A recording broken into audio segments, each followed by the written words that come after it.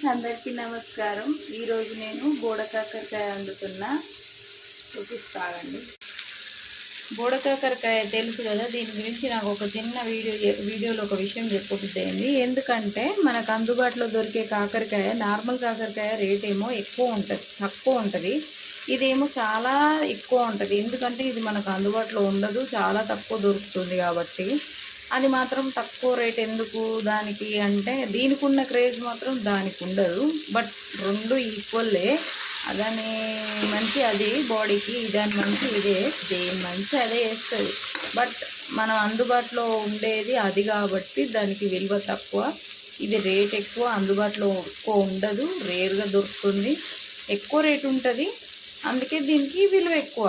క్రేజీగా వండుకుంటారు. బోడకాకరకాయ అంటే ఏదో పెద్ద మటన్ వండినట్టుగా ఫీల్ అవుతారు కొందరు. అయితే నాకు ఆ కాకరకాయనే ఇష్టం. ఇంకా చెప్పాలంటే మనం చూసేదాన్ని బట్టి ఉంటుంది ఏదైనా. అంటే ఇప్పుడు వస్తువు అయినా, ఇప్పుడు కాకరకాయల్లో ఇంత డిఫరెంట్ ఉంది. ఇప్పుడు ఒక వస్తువు ఏంది, ఒక మనిషి విషయంలో మాట్లాడుకుందాం. ఎందుకంటే మనిషి విషయంలో కూడా అంతే. ఎందుకు, మనిషి కూడా మనకు తేలిగ్గా దొరికింది అనుకో, ఆ మనిషి విలువ కూడా మనకు తెలియదు కదా.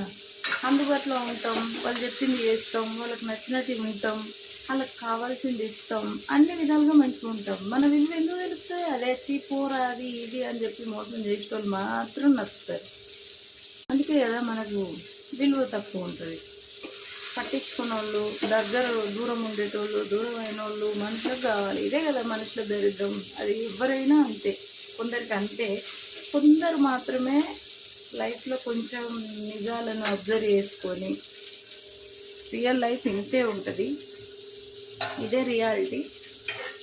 వాస్తవంగా మనకి ఏది రావాలని ఉంటేనే అదే వస్తుంది, ఏది పోవాలని ఉంటే అదే పోతుంది. మన లైఫ్కి ఏది కరెక్టో అనేది దేవుడు మనకే నిర్ణయించి మనకే ఇస్తాడు అనే తెలివి ఉన్న వాళ్ళకి ఏం బాధ లేదు. కొంచెం ఆఫ్ మైండ్గా ఉంటారు కదా, ఉన్నదానితో సర్దుకోక, లేని దానికోసం ఆశపడుకుంటా, ఉన్నోళ్ళని ఇబ్బంది పెట్టుకుంటా, వాళ్ళు ఇబ్బంది పడుకుంటా, ఇలా నడుస్తుంది కథ. వాస్తవాన్ని అంటే నిజాన్ని మనం గ్రహించుకోకపోతే లైఫ్లో ఇన్ని బాధలు మనం సఫర్ అవ్వాలి. అందుకే సాధ్యమైనంత వరకు మనుషులు మనకు ఎట్లా ఉంటుర్రో, వాళ్ళు ఎట్లుంటారో మనం కూడా అలాగే ఉండాలి. అంతే.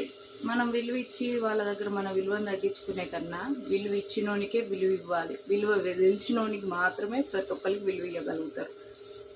ఒకటి, మర్యాద అనేది ఇచ్చిపుచ్చుకునేది వయసును బట్టో పెద్దరికాన్ని బట్టో రాదు.